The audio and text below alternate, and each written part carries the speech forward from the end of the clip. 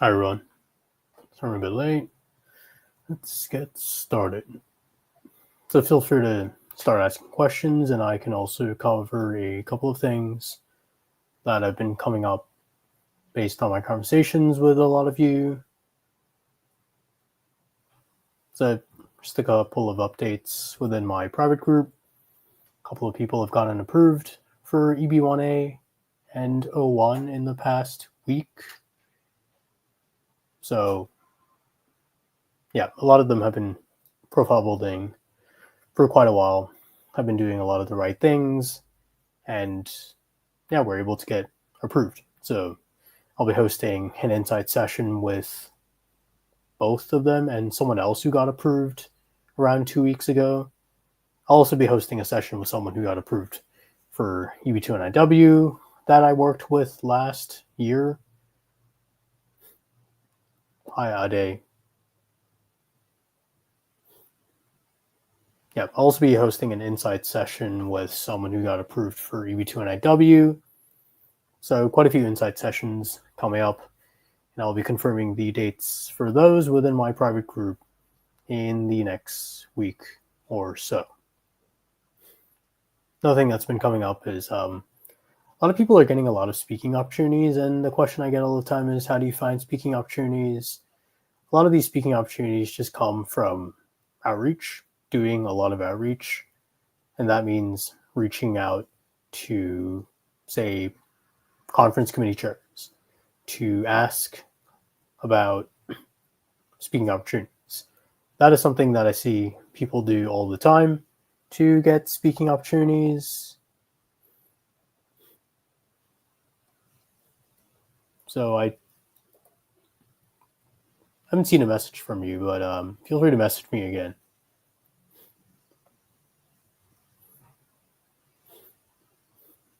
Great. So I can send you a link if you're interested in joining. But yeah, a lot of people are asking about how to find speaking opportunities. So one thing you can do is to reach out to a lot of people. Going to in-person events is also a good way to find speaking opportunities because you get to interact with people who are potentially looking for speakers. So if you go to professional organization events like local chapter events, you will potentially come across, say, like leaders within the organization. You can also meet all kinds of people who are involved in opportunities that might be of interest to you. So yeah, with speaking opportunities, it's just doing a lot of outreach. It's possible to get speaking opportunities in food safety field. I think I've seen some people get opportunities in this field. It's not really a field I actively cover. I mean, I can find opportunities in this field. It's not something, though, that I focus on a lot in my profile building opportunities database, but yeah, I could look into it. Anyone else have questions? So since I don't see any questions so far, I can briefly show everyone what my profile building opportunities database and other profile building resources look like. So this is my profile building opportunities database for EB-1A, 01, and EB-2NIW. So this database lists currently over 400 opportunities in many different fields. Like there's tech, just general like software engineering, AI, listed some for automotive, for semiconductors. So there are opportunities for quite a few different fields, and I'm always adding fields as well as opportunities. So this is something that will give you a sense of how to start with profile building. And these opportunities that some people have landed within the private group. So that's part of my newsletter as well. But a lot of people have been reporting back to me saying that they've been able to actually speak at some of these opportunities and actually secure some of these judging opportunities and speaking opportunities and authorship opportunities. Something else that I share within my newsletter resources are reviews of AAO decisions. These are appeals decisions that go into USCIS's initial reasoning for denying an EB-2NIW, EB-1A, or 01 petition. So from these, I share profile building insights that help you understand how USCIS thinks about EB-1A, EB-2NIW, and O1. So I review these decisions occasionally, and I also post about them. I actually posted about one recently where the decision was about how, with leading a critical role, you need to show that you worked for a distinguished organization, an organization with a distinguished reputation. So these are just the kinds of things that sometimes come up in AO decisions, really the nuances of the USCIS policy manual in regards to EB-1A and in regards to EB-2NIW and O1 as well. I also have some video resources where these are recorded conversations with some EB-1A recipients about how they got approved for EB-1A, how they put together the reference letters. So one of them actually got approved for EB-2NIW and then EB-1A. So yeah, from these conversations, you can get insights into how they put together strong reference letters, how they claim to leading a critical role. Just the kinds of questions I get all the time about profile building for EB-1A and NIW as well. And as part of the newsletter, you will also get access to a private group within the newsletter. It's a group chat, more like, so it's a private group and a group chat, and people are just constantly talking to each other within the group chat, sharing opportunities with each other, working with each other on authorship opportunities mostly, but sometimes sharing speaking opportunities as well. So this is a group chat that's quite active right now because there are quite a few people in there, and you will get access to this group chat where you can work with people in your field, and you can always contact me if you want introductions from people in the group, and I can introduce them to you so that you both can work together and make progress much faster. So those are my profile building opportunities. So Abdul, I'm not really sure about this question. You're going to want to ask an immigration lawyer. I've thought about expanding to other fields and to other sectors and not just IT. So we've expanded to semiconductors, finance, expanded to, automotive, energy. So quite a few different fields, not just tech. But tech is really the focus right now because there are so many tech people in the group who are looking for opportunities.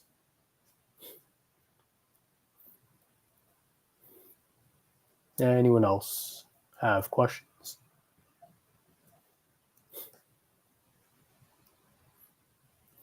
And I'm also open to covering anything that anyone would like to know more about. Yeah.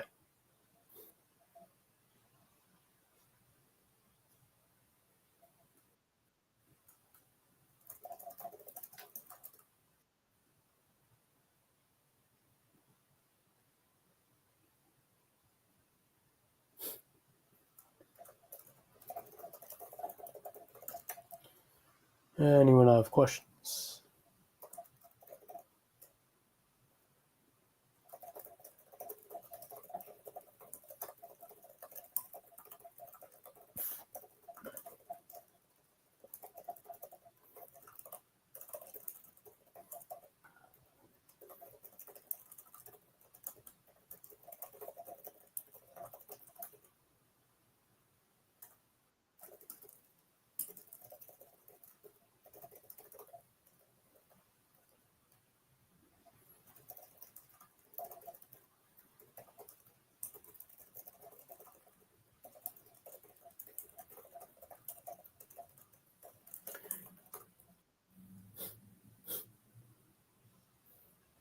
Hi, Prasad.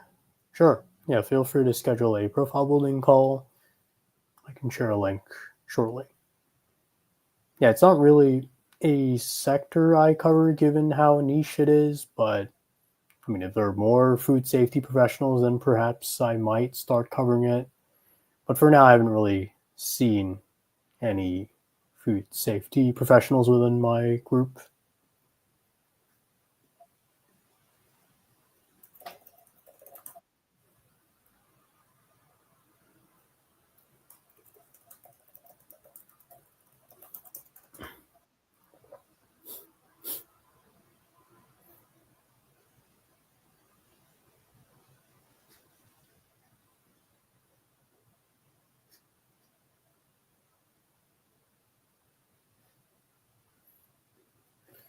Anyone else have questions? Yeah, Shri Prasad, I can share a link with you.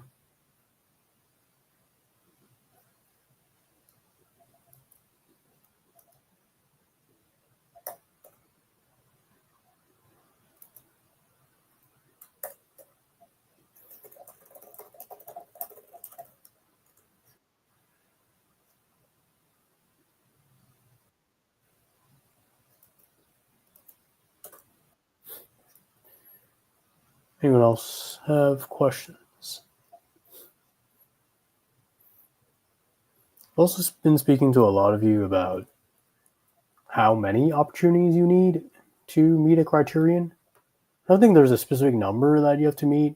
You just have to think about how strong of an argument you can present and whether it's something that's on a plain language level that you want to meet. So for judging, for example, if you've done one judging activity, you technically meet the criterion on a plain language level, but you will just have to think about whether just having one opportunity that could potentially get questioned. If it gets questioned, you might not get the criterion at all, if that is something you want to be doing. So I tend to suggest at least two activities, possibly more, but if it's just a plain language criterion you want to be, I'd say like two opportunities is a minimum you want to go for. 2 to 5 is what I think is something you should target.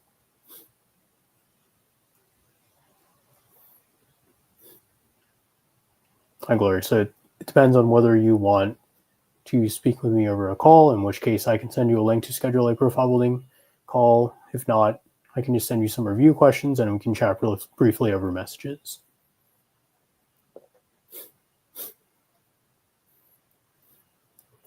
Anyone else have questions?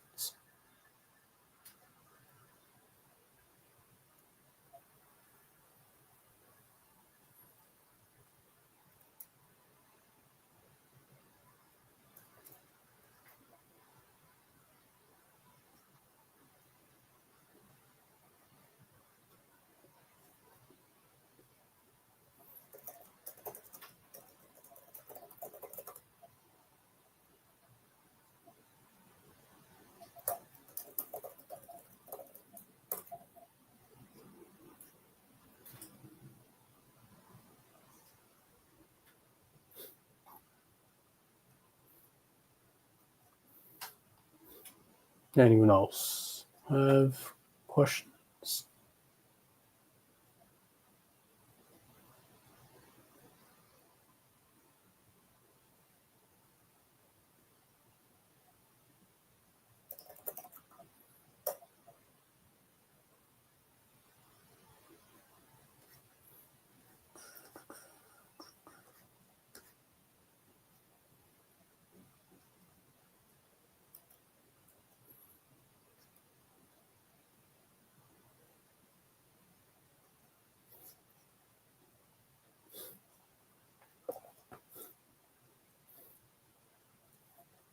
A lot of people have also asked about how to get started with profile building.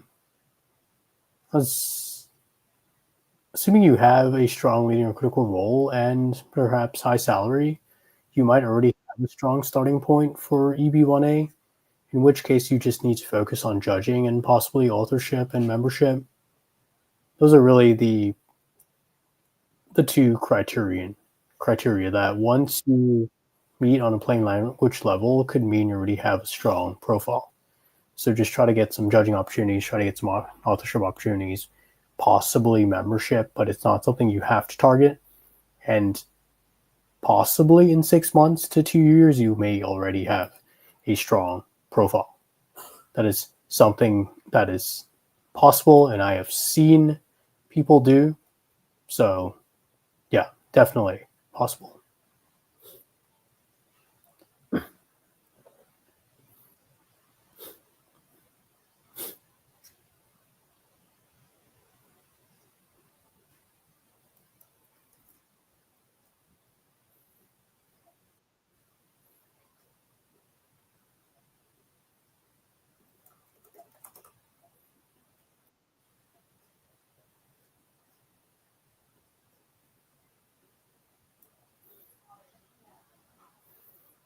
So Sri Prasad asks, judging hackathon and peer review falls under the same criteria of judging other people's work?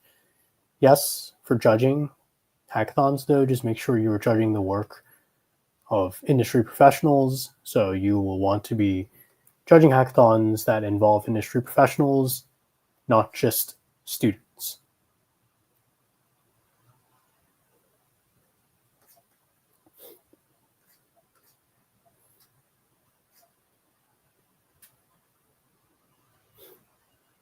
Anyone else have questions?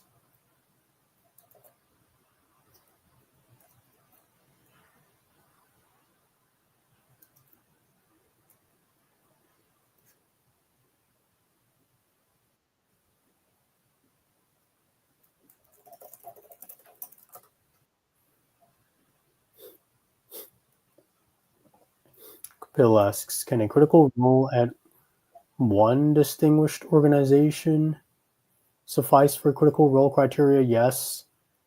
Just one single critical role can be enough to meet the leading or critical role criterion. You will just have to show that it is a critical role that you are currently holding or have held in the past. So it can be past critical roles as well. You don't have to show that you are currently in a critical role.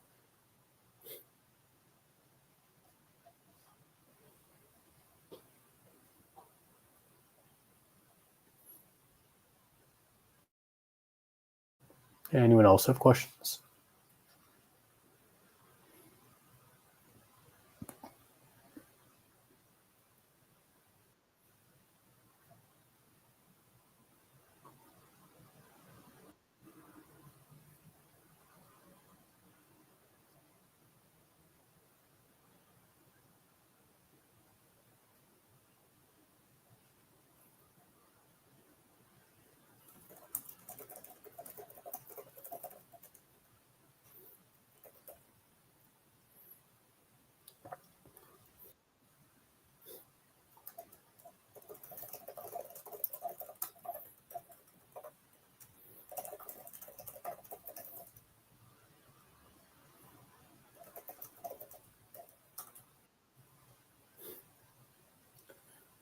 Anyone else have questions?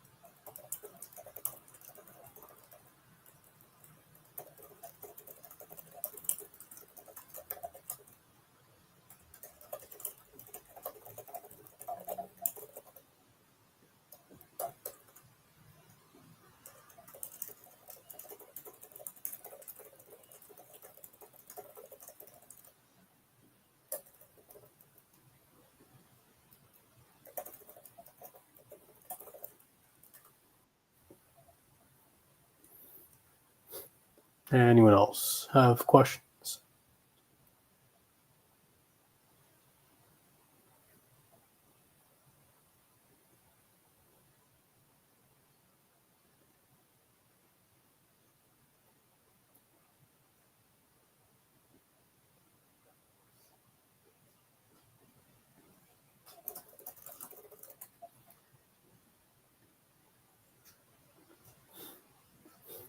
All right, if there are no other questions, I will end the stream here. Thanks everyone for joining.